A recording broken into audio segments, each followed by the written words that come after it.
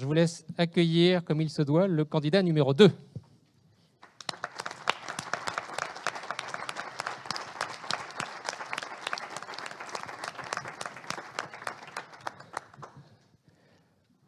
allez bien?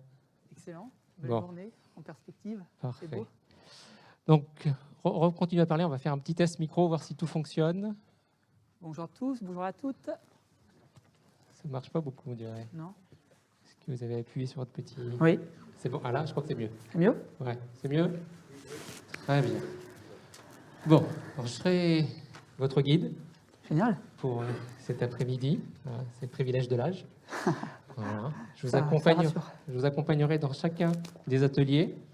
Comme on vous l'a déjà dit, à chaque atelier, une personne du jury vous donnera le libellé. Ce libellé ne sera pas répété. Oui. Très bien. Très bien, avec plaisir. Est-ce que vous voulez un petit peu d'eau avant de commencer? Allez, un petit peu, oui, avec plaisir. Plutôt plate, plutôt gazeuse? Plutôt plate. Plutôt plate. Je peux me servir. Non, non, c'est moi qui... Ah non, je... Travaille.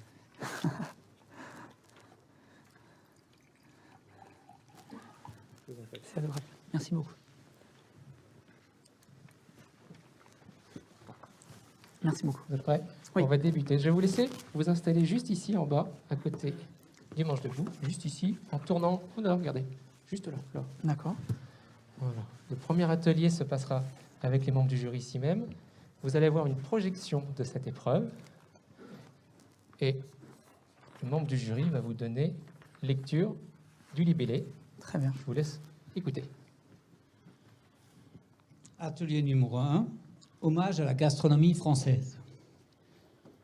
Un diaporama va vous être présenté. Le contenu présente des images de plats emblématiques des plus grands chefs cuisiniers français. Vous devez noter le nom du chef devant son plat emblématique et nous l'annoncer. Le temps imparti pour cette épreuve. Vous avez 3 minutes. Très bien. Dès que je retourne, dès que la première image apparaît, c'est parti. Alors oui, ça c'est une spécialité de Paul Bocuse, le rouget en écailles de pommes de terre.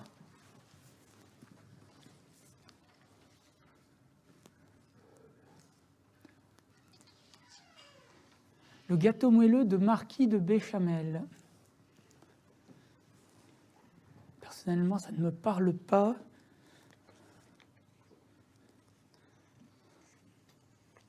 Je dirais Michel Rostand, comme ça. Canard à Pissus. Alors, c'était une recette qui a été créée par Alain Saint-de-Reims à l'Archestrate et qu'il a interprété par la suite. Jambonnette de grenouille à la purée d'ail et jus de persil. Jambonnette de grenouille, ça c'est, si je ne dis pas de bêtises, c'est Éric Prat. Éric Prat. Rouget de roche et consommé à l'anis étoilé. Spécialité qui m'a l'air méditerranéenne. Saint-Pierre Retour des Îles, c'est monsieur Rollinger, en Bretagne, spécialiste des épices.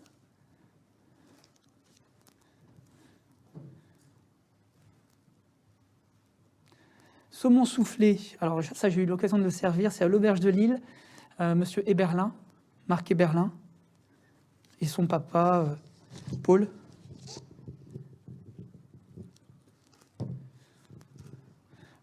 Gargouilles de jeunes légumes, fantastique plat réalisé par la famille Brasse dans l'Aveyron, et notamment par Michel Bras.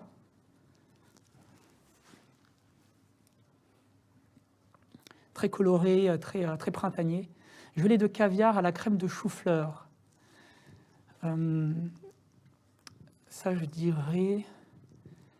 Gelée de caviar à la crème de chou-fleur. Le vrai faux citron de Menton. Ancien pâtisserie du Bristol, monsieur Janin.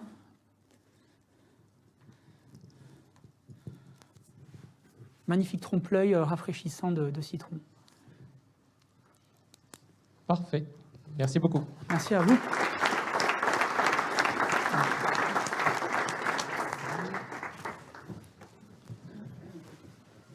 rafraîchissement? Tout va bien? Pas ce coup là, c'est gentil. Ouais. Merci. Je vous accompagne Oui. vers l'atelier numéro 2.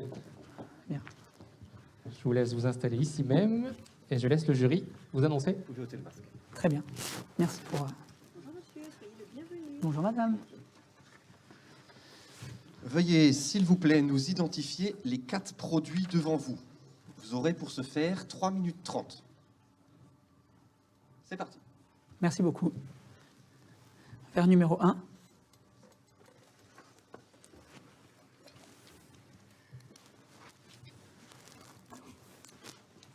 Le verre numéro 1 me fait penser à un vin rouge français, finement boisé, provenant de la région bordelaise, issu à majorité de cépages Cabernet Sauvignon, assemblé peut-être à un Cabernet, un Merlot, sur un millésime assez frais, millésime 2017, de la souplesse. Verre numéro 2.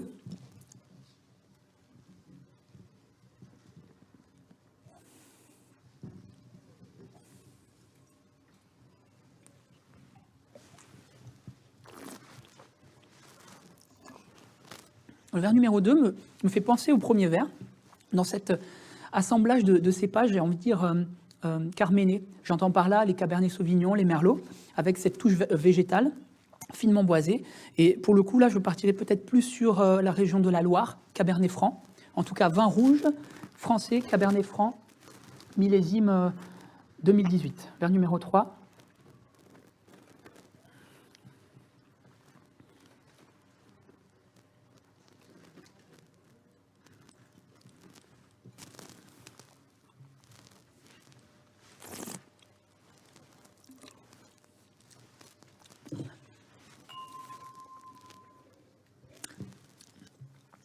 C'est marrant, j'ai la même réflexion pour ce style de vin. Cabernet Sauvignon, vin rouge donc, France. Et là, je placerai plus le verre sur la région de Pessac-Léognan, sur un millésime un peu plus évolué comme le 2014. Verre numéro 4.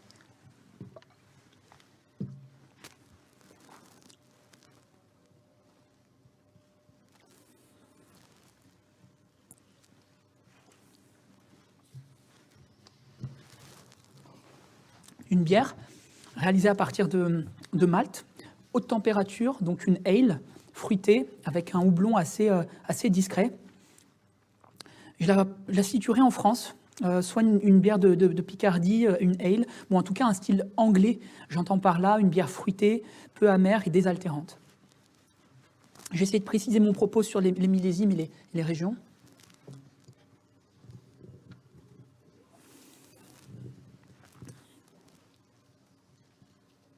Oui, le verre numéro 2 est plus boisé.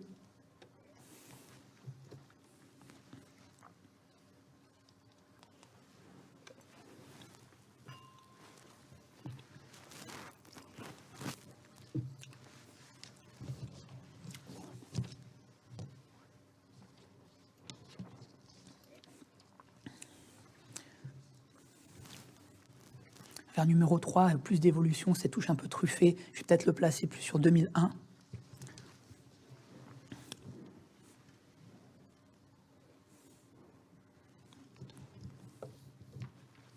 Je pense que ces vins sont assez proches dans le style. Je pense qu'ils sont tous issus de Bordeaux, en fait.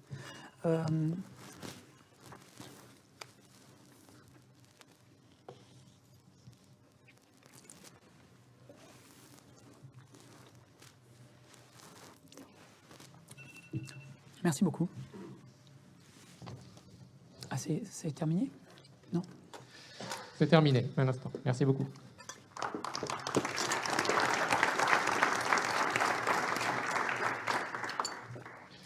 Alors, vous venez de déguster un Gigondas 2014, un Blaufränkisch autrichien 2012, un Bandol 2014 et une bière à Hefeweizen Polaner allemande. Veuillez mettre la bonne bouteille devant le produit correspondant. Vous avez pour ce faire 30 secondes.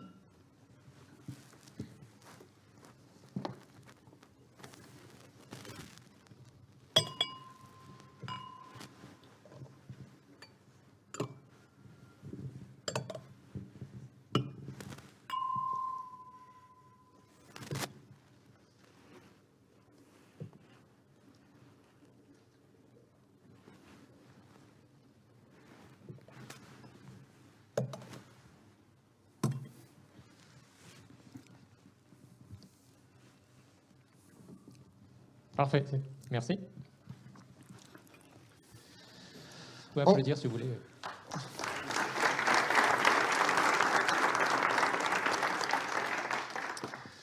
Enfin, veuillez nous proposer un menu autour de ces 4 produits. Vous avez pour ce faire 4 minutes. C'est parti. Très bien. Merci de m'inviter à composer un menu uniquement de vin rouge. C'est assez rare, mais je me prête volontiers à l'exercice. C'est un plaisir. Pour commencer, je pense qu'on pourrait... On va la jouer un peu original.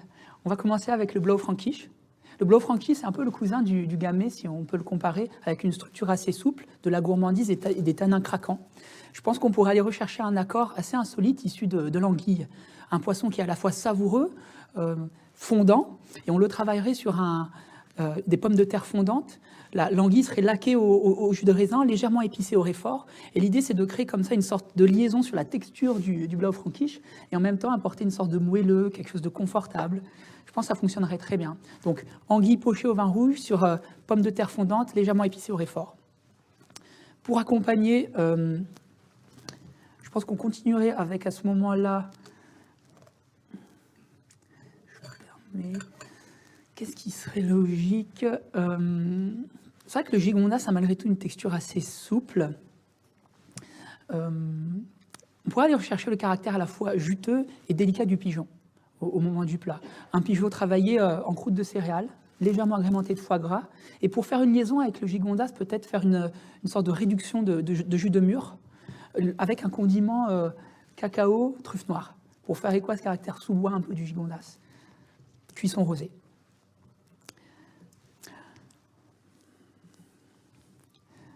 On continuerait au moment du fromage avec le bandol. Non, pardon. On continuerait avec la bière au moment du fromage. Et à ce moment-là, on demanderait au chef de créer une préparation fromagère. Par exemple, un maroilles légèrement travaillé en soufflé avec une compote à l'orange, dans l'idée de faire ressortir à la fois le moelleux du soufflé et de la bière, mais aussi apporter des petites touches orangées pour faire quoi ce caractère houblonné, finement houblonné. Et l'idée, c'est assez surprenant, mais ce serait de terminer avec le tempier et travailler un dessert chocolat fumé. Et à ce moment-là, ça s'appellerait un moelleux chocolat avec à l'intérieur un coulant légèrement fumé au bois de hêtre, le tout parfumé avec une gelée de cassis, pour faire ressortir le caractère un peu cacaoté du Mourvèdre, mais en même temps apporter de la gourmandise. C'est assez insolite de faire un menu avec que du vin rouge, mais j'adore le défi. Et honnêtement, je pense que le bandol au moment du chocolat, ça peut être un délice. Ça peut être vraiment un délice. Pour les températures, je pense qu'on servira le Blaufränkisch légèrement plus frais, aux alentours de 13-14 degrés, pour vraiment qu'il s'accorde sur le poisson, sur l'anguille. Le gigondas avec le pigeon, ça fonctionne toujours. Je pense qu'on n'a pas besoin de le carafer, mais en tout cas, le servir à 16 degrés. La bière légèrement rafraîchie à 12 degrés. Et le tempier, peut-être, au lieu de le servir très tempéré à 16 degrés, faire ressortir son acidulé, son caractère un petit peu étoffé, fumé, et le servir à 15-16 degrés. Est-ce que je peux vous préparer une bulle également pour l'occasion? N'hésitez pas à revenir vers moi. Très bien, merci. Merci. Merci beaucoup. Merci.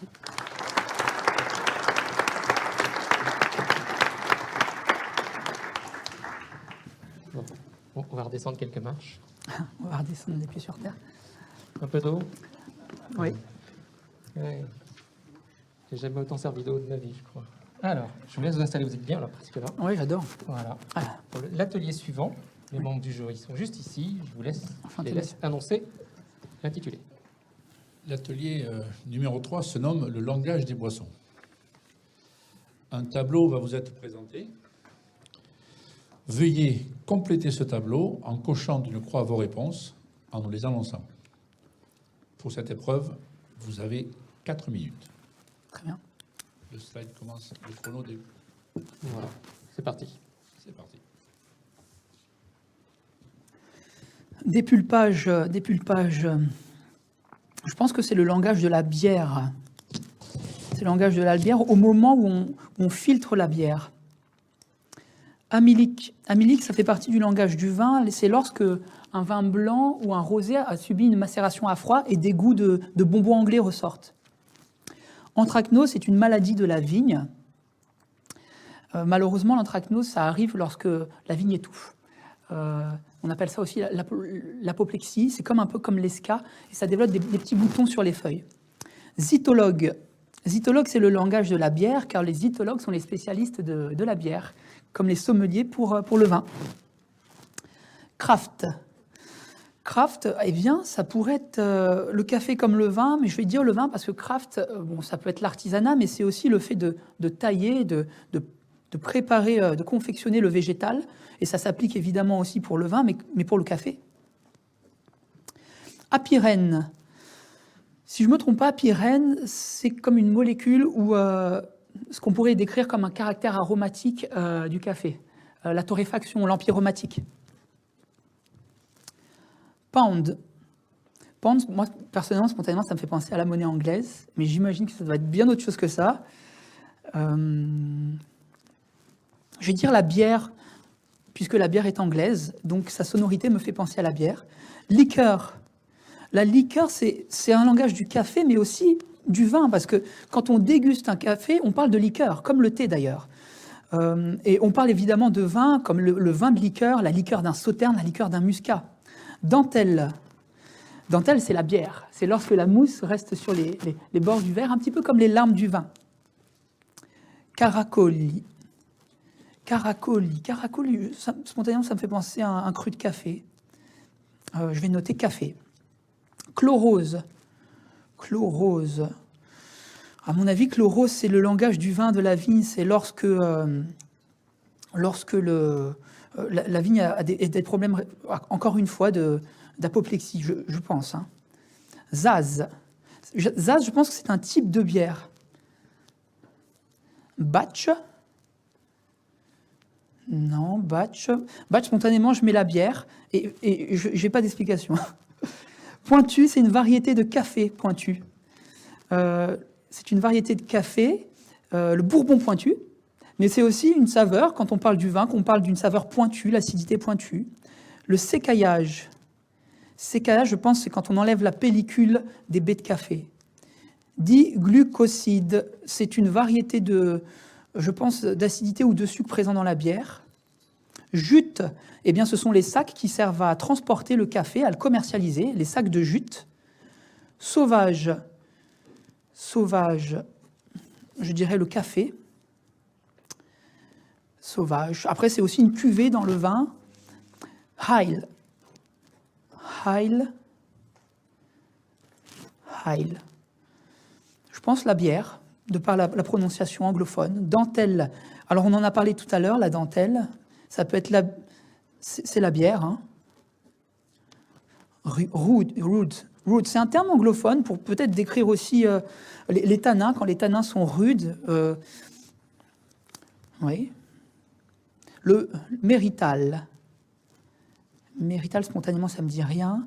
Brassin, c'est lorsque on mélange le malt à de l'eau et qu'on va lancer la fermentation pour la bière. Et le voile de froid. Le voile de froid. Terminé.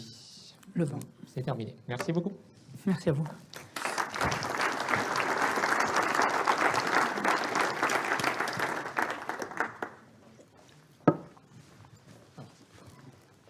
On va tourner le dos à l'assistance. On va Très être bien. que qu'entre nous. Avant de vous accompagner au prochain atelier, on va vous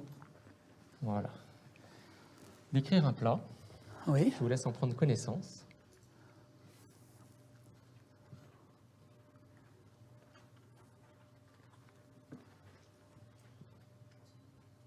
C'est bon pour vous? Allez, Très bien. parfait. Très bien. C'est un seul plat. Hein. Exactement. Je vous laisse juste vous installer ici et je laisse le jury vous annoncer. Bonjour. Bonjour. Nous avons choisi le plat que vous venez de visualiser. Veuillez servir, en accord comparatif, pour l'ensemble de mes convives, une bouteille de vin de champagne Clos Lançon 2007, Maison Lançon, en carafe, et le saké, que vous trouverez tous deux dans l'armoire à vin Eurocave, juste ici. Vous avez également le matériel à disposition pour effectuer le service. Justifiez le service du vin de champagne en carafe, ainsi que la pertinence des accords. Vous avez 8 minutes. Merci beaucoup. Merci de m'inviter à ce service. Je vais prendre connaissance des flacons et j'entame le service. En tout cas, très beau choix de plat. Pour juste imaginer un petit peu l'accord, végétal de l'asperge est très important. L'oignon safrané va jouer sur des connotations très colorées, épicées. Et évidemment, l'oignon va apporter de la sucrosité et un petit peu de douceur et un petit peu de confort. On va voir ça plus ensemble en détail.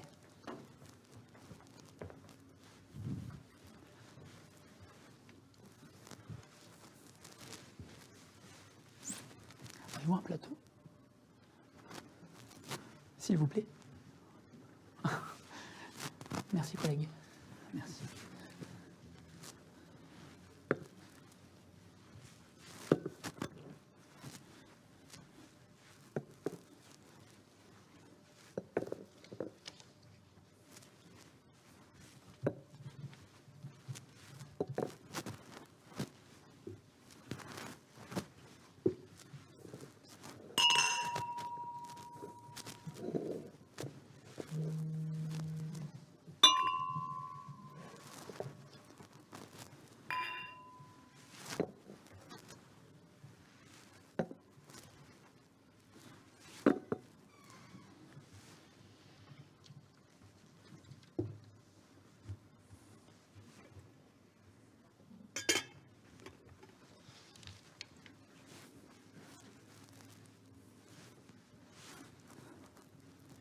S'il vous plaît. Alors, je suis particulièrement ravi de vous servir le Clos Lançon à plusieurs titres. Déjà, c'est très précieux. C'est un vin, un champagne qui est très précieux, car il y a, je crois, l'équivalent de 7900 bouteilles qui sont produites. Et c'est une parcelle d'1 hectare. J'y suis personnellement allé il y a très peu de temps. Et c'est une parcelle qui se trouve dans la ville. Et je trouve ça magnifique aujourd'hui d'avoir un vin qui peut allier comme ça la vie citadine et la vraie agricole. Alors qu'on parle d'éco-responsabilité, on parle de respect de la terre, eh bien Lançon a compris et a mis en valeur son terroir sur 1 hectare en biodynamie qui mêle à la fois la vie de la ville et à la fois l'agriculture. Donc quand vous y êtes, vous voyez la cathédrale et vous pouvez, pour le coup on l'a fait, boire un verre de Clos Lançon sur place. C'est que du chardonnay sur 1 hectare, c'est incroyable. Pardon.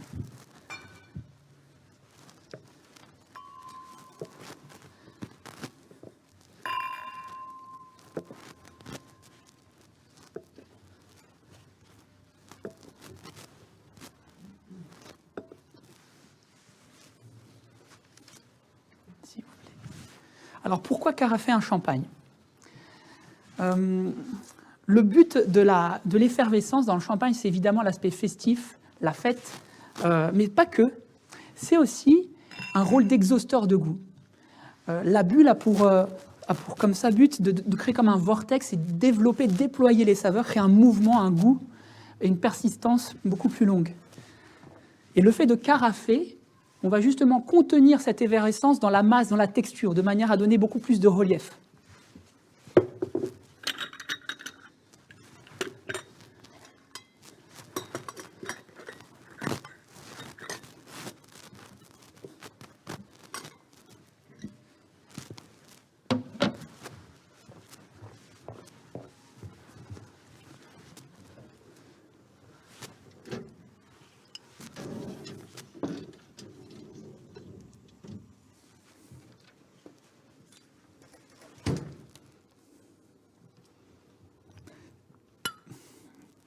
Incroyable.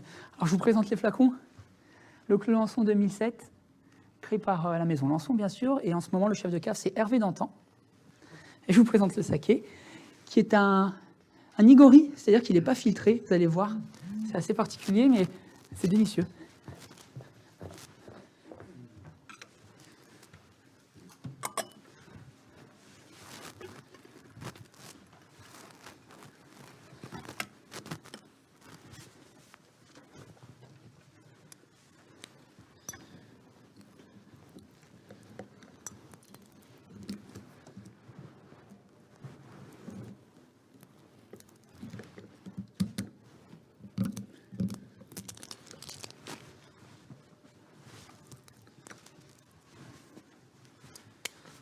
Je me permets, je goûte.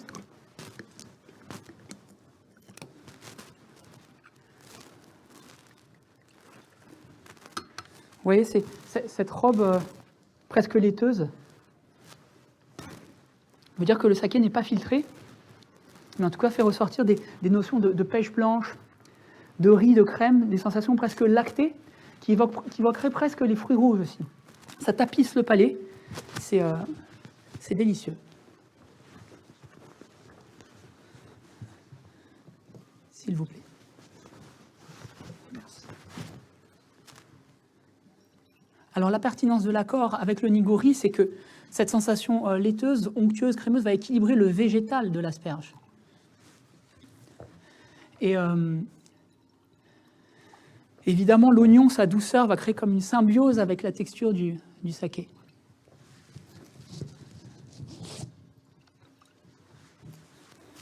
Pardon.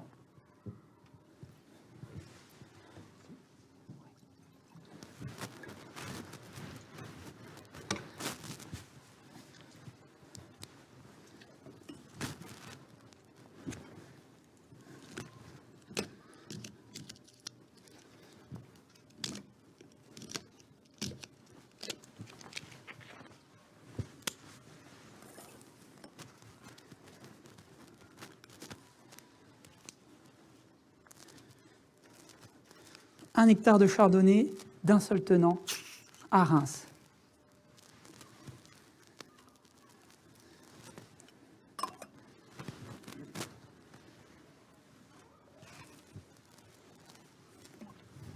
Je vous fais goûter avant de carafer, s'il vous plaît. Ces sensations de fruits secs, le toast, la figue, des saveurs qui rappelleraient un petit peu la vanille. Donc le but là, c'est que je ne réchauffe pas le champagne avec ma main, c'est juste de dissoudre un petit peu cette effervescence, comme je disais tout à l'heure, qu'elle serve comme d'assaisonnement, de vortex à la saveur, de déploiement à la texture, à la persistance.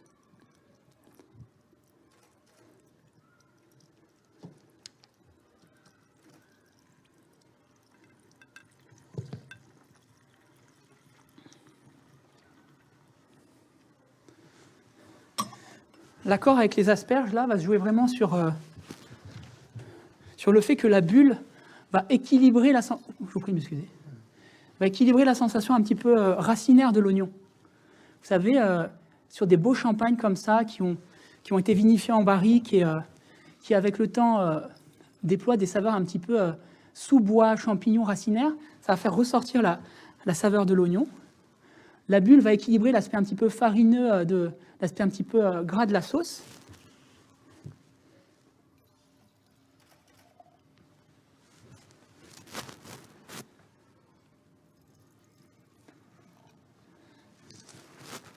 Merci. L'exercice est terminé. Merci beaucoup. Merci.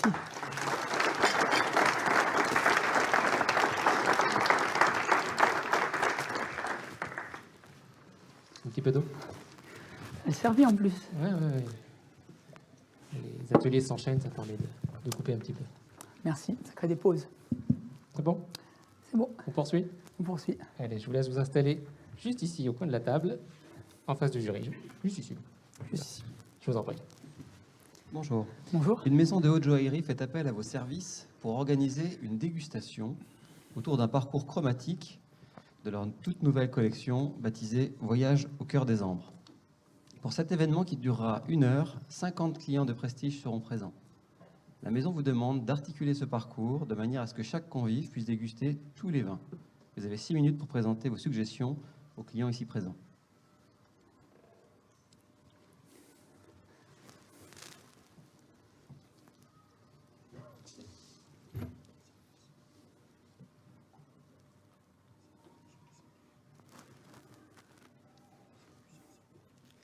Je me permets.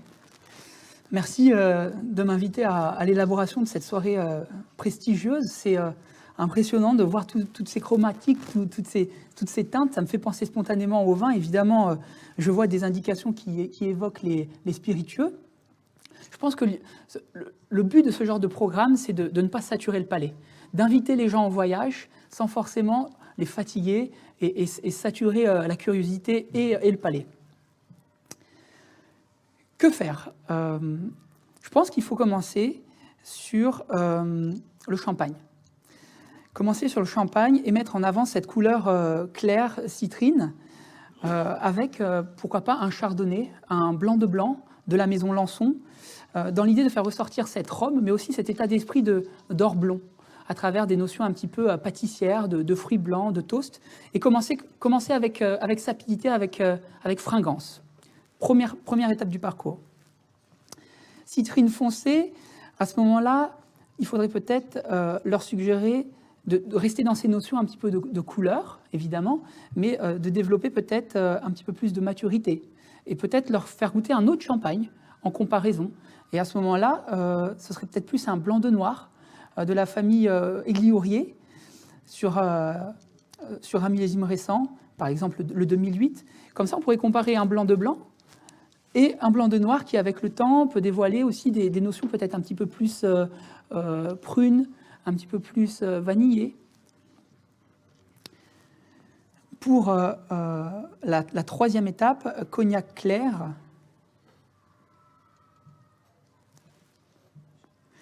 Spontanément, ça me fait penser à un spiritueux, mais je ne peux pas servir un spiritueux à ce moment-là, évidemment.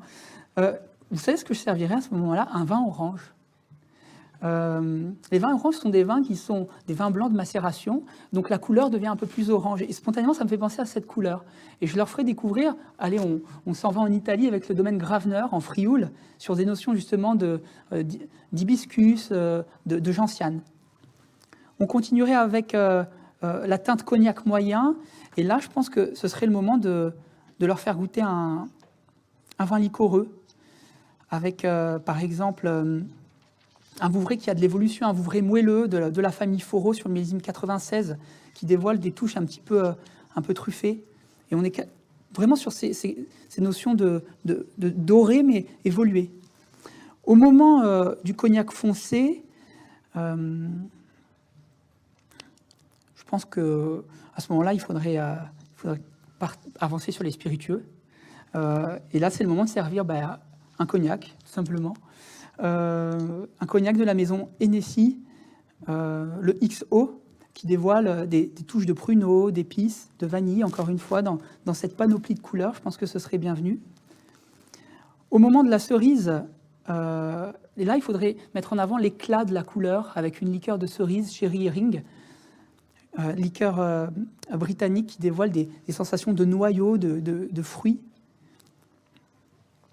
Au moment du blanc laiteux, et là on pourrait surprendre avec un Amarula, c'est une liqueur spécifique d'Afrique du Sud qui a des saveurs très orangées, très crémeuses. Ça a presque la couleur d'un Baileys si vous connaissez, et en même temps c'est très rafraîchissant.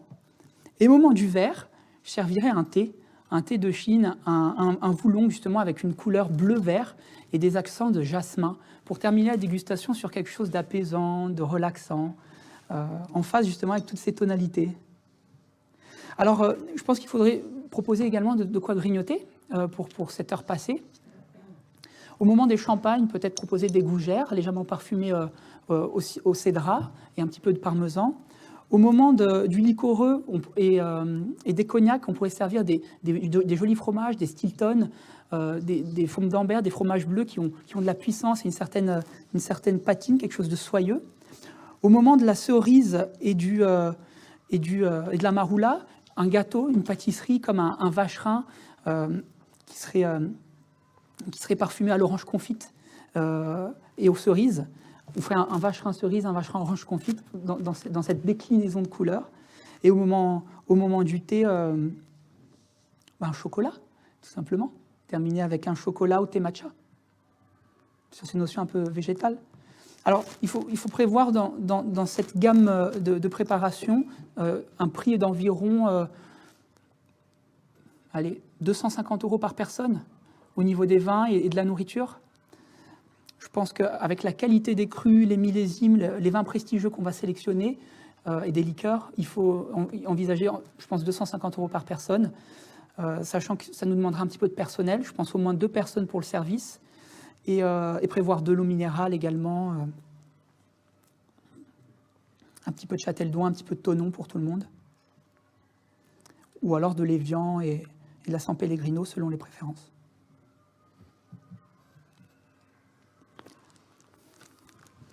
Merci beaucoup. Merci à vous. Merci.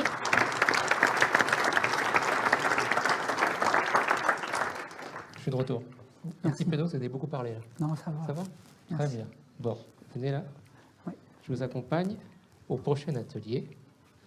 Je vous en prie, Merci. ça se passe ici. Bonjour, monsieur. Good afternoon. Good afternoon.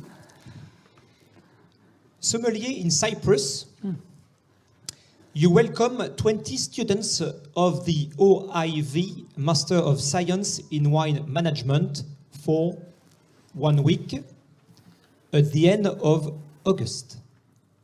Oh. Can you organize this wine tour with you for these 7 days? And you have for that 7 minutes. 7 minutes. Yes. Thank you. What a nice day. Happy to see you.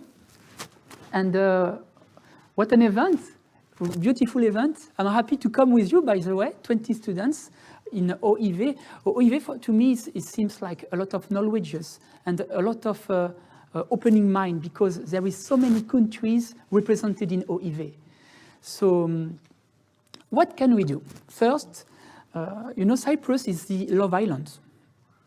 We call that island Love Island. So I'm sure we should visit so many cultural things in function. We say, for example, in Paphos, that there is the Aphrodite beach. We could go there to enjoying food, have meze. Meze, it's a kind of Greek-style food, mini quantities. But in front of the beach, we could test some wine, such as Xynisteri grape. Especially from Paphos, there is some winery such as Fricados winery, which does really dry wine, not especially sweet. That will be the next step. So first day, we will go to Paphos. Definitely, we'll go to the beach, enjoying some meze and have some dry Xynisteri. And we will go, by the way, to visit the winery. Will be the first day. We should come by plane, first of all. I think we will arrive by Lanarca or maybe Paphos. And the second day, we will go to Limassol. And that's a really important thing. I'm sure you know Commandaria. Commandaria is one of the great wines there. Even one of the oldest wine in the culture. We say sometimes that it's the oldest wine of the world. There is Georgia, there is Greek, but Cyprus one is really old. It was called Nama, by the way, from a writer which is called Hesiod. The Greek poet Hesiod was describing it in their book, and he was speaking about Nama, one of the best wine. Commandaria is the name of that wine because in this island there is so many monasteries, and those monasteries they have a really temple influence. Night hospitalers. Those commanderies, those monasteries, they get the name of commandery. And each commandery has its own wine, historically. They do their own wine. So Limassol is the city where the wine is aged. So we definitely should go in Limassol, have testing, visiting vineyard, maybe visiting Keo and visiting Sodap, really big cooperative, which makes one of the great commandaria, the St. John, the St. Nicholas. And we should really understand and discover what is commandaria. So, quickly, dried grape, Mavro Xynisteri, lightly fortified, dried under the sun, really syrupy and velvety with a beautiful aromatic in between dried fruit and vanilla, really spicy. This is what is commandaria. But so this will be the second day. Third day, we should go to the mountain and have a green trip, maybe, an escape in the mountain, smelling flowers, smelling flora, discover all the beautiful autochthone flora from Cyprus. Will be the mountain trek. We should go together. And maybe the fourth day, we could visit some crafter, some makers of gastronomic food. We could visit Alumi maker. Alumi is a cheese, a goat's cheese, typical from Cyprus. We could visit a guy which is doing his own cheese and maybe test some wine with him. We could We could visit as well a maker of delicatessen, charcuterie. We could visit a maker of pastry. I know that in Troodos Mountain, in the heart of the island, so Troodos Mountain, it's a range of mountain where there is so many things to visit. And we could visit there a maker of, I think it's called shushuki. It's made with hazelnut and almond, with caramel and crushed grape together. It's unusual, but really tasty. We could pair it with Commandaria. And the fifth day, we could visit monasteries. We could visit monasteries in Maratasa Valley. There is a monasteries of beautiful and really golden monasteries. I'm not a big specialist of it, but if we want to discover the Cypriot culture, I think we should go to visit monasteries in Maratasa Valley, by the way.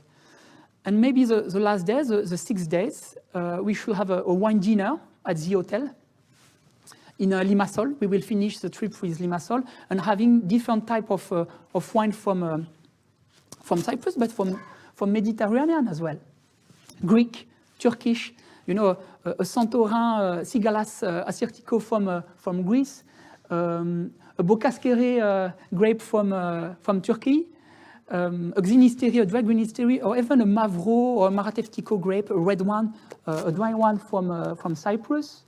And finally finish with a Commandaria, have a wine dinner all together for the last day, and finish with a good ambience, good atmosphere.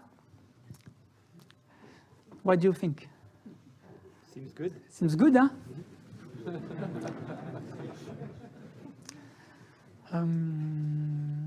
What could we do? I think that's it. There is a beer in Cyprus that we should taste, a Koe beer, which is made in Limassol. It's a kind of ale beer, very fresh. We should test it, definitely. What could we do in Cyprus too? A last thing to say, altogether, students, that we have to know, Cyprus is one of the rare islands where ecological thing is really important. There is no phylloxera there. Cyprus has never been touched by phylloxera. It's crazy because of the sand, because of the island and the really sandy place. But it's one of the rare island where there is no phylloxera. So we need to protect it, and we need to really understand and discover why the flora and the fauna is getting so ill-feel like this together. Merci beaucoup.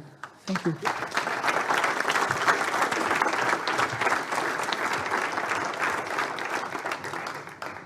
C'est pratiquement fini. Bien. Ce qui veut dire que c'est pas fini. Voilà. Il nous reste une épreuve.